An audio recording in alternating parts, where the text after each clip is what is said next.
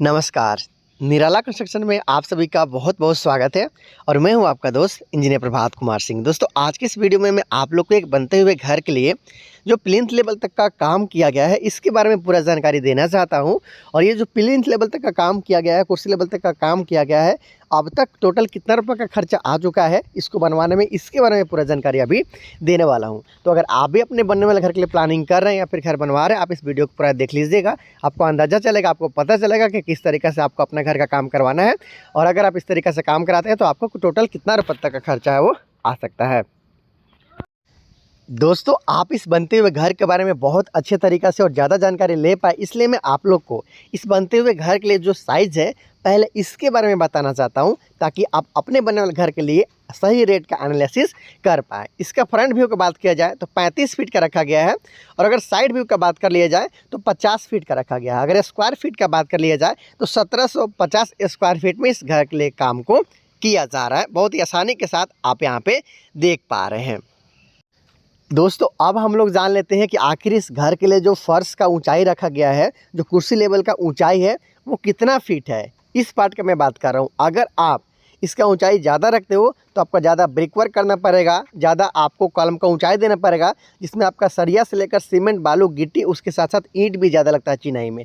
तो देखिए, यहाँ पे जो आपका ग्राउंड लेवल है वहाँ से लगभग 4 फीट की ऊंचाई पे इस घर के लिए फर्श का काम है वो किया गया है। बहुत ही आसानी के साथ आप देख पा रहे हो, एक अच्छा हाइट यहाँ पे गेन किया गया है। कम से कम 3 से 3.5 फीट तो लेना ही चाहिए, हालांकि 4 फीट लेते हुए यहाँ पे बहुत अच्छा काम किया गया है। ये चीज़ के बारे में भी आप अपने बनने वाले घर के लिए ध्यान जरूर दीजिएगा। कई बार ऐसा रहता है कि लोग हाइट कम दे देते हैं, फिर बाद में जब अगल बगल से रोड गुजरता है, रोड बनाया जाता है, फिर रोड का रिपेयर होता है तो रोड साल दर साल ऊँचा होता जाता है। ऐसे में कभी कभी हाइट है वो कम पड़ जाता है। जैसे कि देखिए, वो ऑटो जा रहे हैं, वहाँ पे रोड का लेवल है, वहाँ से 4 फीट के आसपास तक में ऊंचाई यहाँ पे प्राप्त किया गया है। तो बहुत अच्छा हाइट है। यहाँ से आप इस चीज़ के बारे में ध्यान ले लीजिएगा अपने बनने वाला घर के लिए। तो इस तरीके से फर्श का ऊंचाई 4 फीट यहाँ पे लिया गया है, और बाहर की तरफ से ब्रिक वर्क भी किया गया है। दोस्तों, अब हम लोग जान लेते हैं कॉलम के बारे में कि कॉलम का साइज़ क्या है। हालांकि यहाँ पे 2 तरह का कॉलम का उपयोग किया गया है। पहले ये जो कॉलम है इसके बारे में जानते हैं, फिर हम दूसरा साइज़ का जो कॉलम है इसके बारे में बता देंगे। फिर जानेंगे कि इस घर को बनाने में, प्लिंथ लेवल तक का काम कराने में कितना का खर्चा आया। सरिया की बात कर ले तो 4 सरिया के साथ में यहाँ पे काम किया जा रहा है। ये चारों सरिया 12 mm का है, और इसमें जो रिंग लगाया गया था वो 8 mm का रिंग का प्रयोग करते हुए इस कॉलम का काम किया गया है। कॉलम का अगर साइज़ के बारे में बात कर लिया जाए तो 9 इंच बाई 9 इंच के आसपास का साइज़ वाला ये कॉलम है, ये आप देख पा रहे हो। हालांकि ब्रिक वर्क पहले किया जाता है तो कहीं पे 10 इंच से लेकर 10.5 इंच तक का साइज़ भी प्राप्त कर लेता है, क्योंकि जो भी यहाँ पे ब्रिक वर्क है उसी के अनुसार यहाँ पे कॉलम का कास्टिंग किया जाता है। इसका अगर फुटिंग की बात कर लिया जाए तो 3.5 फीट बाई 3.5 फीट के आसपास तक का फुटिंग का काम यहाँ पे किया गया है। उसमें 10 mm का जाली का प्रयोग किया गया है।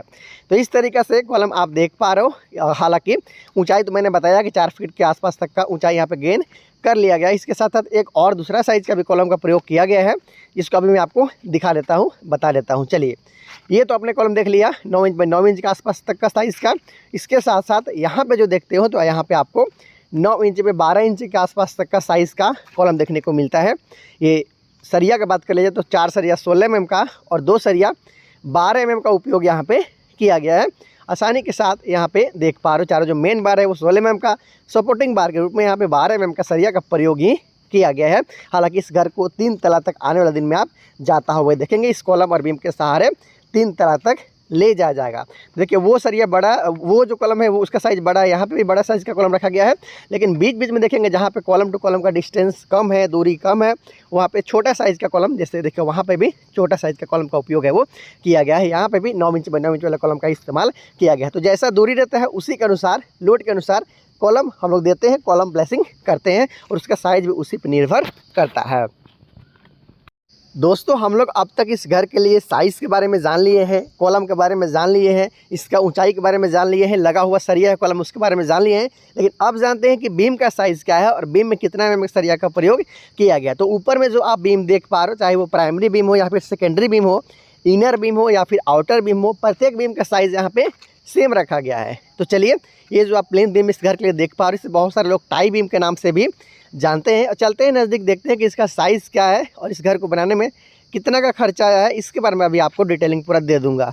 तो जैसे मैं आपके लिए यहाँ पे नज़दीक में आता हूँ, देख पा रहे हो जो इसका टॉप रखा गया है बीम के लिए, वो 9 इंच का रखा गया है। ये देखिए, ये आउटर वाल है, हालांकि आउटर वाल के ऊपर ये बीम का काम किया गया है। यहाँ पे भी देख पा रहे हो कि 9 इंच ही इसका टॉप के रूप में रखा गया है। इसका डेप्थ के बारे में बात कर लिया जाए तो लगभग 10.5 से 11 इंच के आसपास तक में इसका डेप्थ यहाँ पे आपको देखने को मिल रहा है। डेप्थ हल्का ज़्यादा रखा गया है, इसलिए यहाँ पे आप देख पा रहे हैं।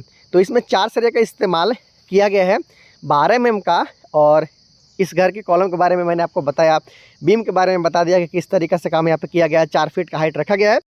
तो दोस्तों, काम तो आपने जान लिया है, देख लिया है कि किस तरीक़े से इस घर में काम किया गया है। अब जान लेते हैं कि आखिर इस घर का जो प्लिंथ लेवल तक का काम किया गया है, इतना करवाने में अब तक टोटल कितना रुपये तक का खर्चा है वो आ चुका है। तो एक बात और मैं आपको क्लियर करना चाहता हूँ कि यहाँ पे जो खर्चा मैं आपको बता रहा हूँ, यहाँ पे लेबर कॉस्ट के साथ साथ मटेरियल कॉस्ट को भी इंक्लूड किया गया है। मतलब जो भी ईंट लगा, गिट्टी लगा, बालू लगा, सीमेंट लगा, सरिया लगा, उसके साथ साथ जो भी मजदूर भाइयों ने काम किया, वो सारा जो खर्चा लगा है, वो सारा खर्चा को इंक्लूड करते हुए अब तक 4,30,000 रुपये के आसपास में खर्चा है वो आ चुका है। साइज़ एक बार फिर से आपको बता दूँ, 35 feet by 50 feet, 1750 square feet, मतलब बड़ा साइज़ का बनता हुआ घर है। यहाँ पे आपको 5 बेडरूम के अलावा hall, dining area, kitchen, toilet bathroom के साथ सीढ़ी, एक छोटा सा पूजा रूम, उसके साथ साथ पार्किंग एरिया भी देखने को मिलेगा, जहाँ पे एक कार का पार्किंग ईजिली हो सकता है। तो आने वाले दिन में जैसे जैसे काम आगे बढ़ेगा, स्टेप वाइज आप लोगों को बताऊँगा, दिखाऊँगा, समझाऊँगा कि किस तरीके से घर को कंप्लीट किया गया और लास्ट तक टोटल कितना रुपये तक का खर्चा इसमें आ गया। तो स्टेप वाइज वीडियो देखने के लिए आप चैनल को सब्सक्राइब कर लीजिएगा। हर तरह का, हर साइज़ का वीडियो मैं आप लोग के लिए बताता हूँ, दिखाता हूँ, आप लोग को समझाता हूँ, ताकि आपको अपने बनने वाले घर में किसी भी तरह की दिक्कत का सामना ना करना पड़े। अगर आप मुझसे डायरेक्टली बात करते हुए अपने घर के लिए सजेशन लेना चाहते हो या फिर नक्शा बनाना चाहते हैं, तो नंबर दिया गया अबाउट सेक्शन में, आप डायरेक्ट मुझसे बात भी कर सकते हैं। तो बहुत जल्दी मिलता है अगले वीडियो में, तब तक इंजीनियर प्रभात और हमारे पूरी टीम को दीजिए इजाज़त। नमस्कार।